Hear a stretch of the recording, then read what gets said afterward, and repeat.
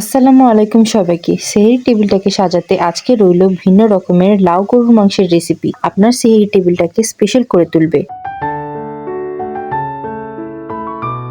চলুন প্রস্তুত প্রণালীটি দেখে নেই। এখন নিয়ে নিচ্ছি 1 কেজি পরিমাণের গরুর মাংস। এখানে আমাদের কাছে আছে একটি কচি লাউ, 1 কাপের মতন পেঁয়াজ কুচি, 2টি এলাচ, 1টি দারুচিনি ও 1টি তেজপাতা, 2 চামচ আদা রসুন পেস্ট, 1 চামচ জিরা বাটা, 1 চা চামচ হলুদের গুঁড়ো, 1 থেকে 1.5 চা চামচের মতন মরিচের গুঁড়ো, 1.5 চা চামচ লবণ, 2 চামচ লেবুর রস, 3 চামচের মতন তেল দিয়ে আমি এটাকে ভালো মতন মাখিয়ে নেব। মাখিয়ে ঝুঁকিয়ে তারপর আমি এটাকে পানি দিয়ে চুলাতে বসিয়ে দিব।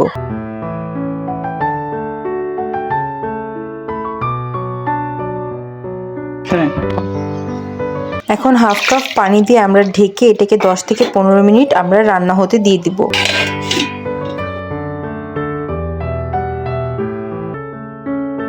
দশ মিনিট হয়ে গিয়েছে, ঢাকনাটা তুলে আমি মাংসটাকে নেড়ে চেড়ে নিচ্ছি যাতে নিচ দিয়ে পুড়ে না যায়।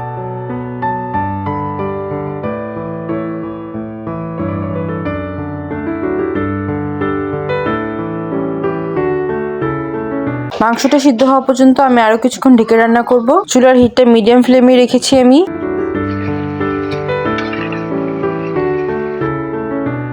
মাংসের পানি অনেকখানি শুকিয়ে গিয়েছে, আমি হালকা একটু নেড়ে চেড়ে এটার মধ্যে কেটে রাখা লাউগুলো দিয়ে দিব।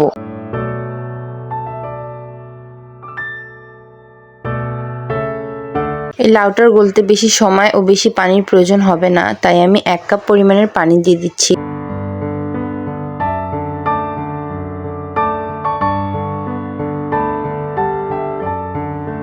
এখন ঢেকে কিছুক্ষণের জন্য রান্না করব।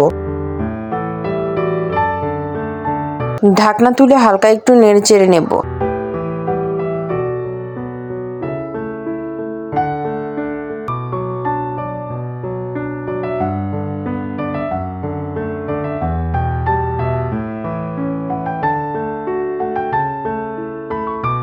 এখন আমরা রোস্টেড জিরে গুঁড়োগুলো উপর দিয়ে ছিটিয়ে দিচ্ছি। এটাতে মাংসের তরকারিতে স্বাদ ও ফ্লেভারটা বেড়ে যাবে।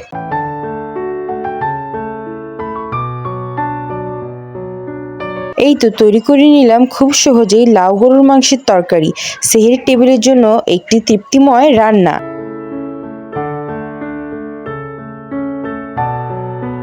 ভিডিওটি ভালো লেগে থাকলে একটি লাইক, সাবস্ক্রাইব, শেয়ার ও কমেন্ট করে দেবেন। এরকমই দারুণ মজাদার ও দুর্দান্ত রেসিপির জন্য আমাদের সাথেই থাকুন।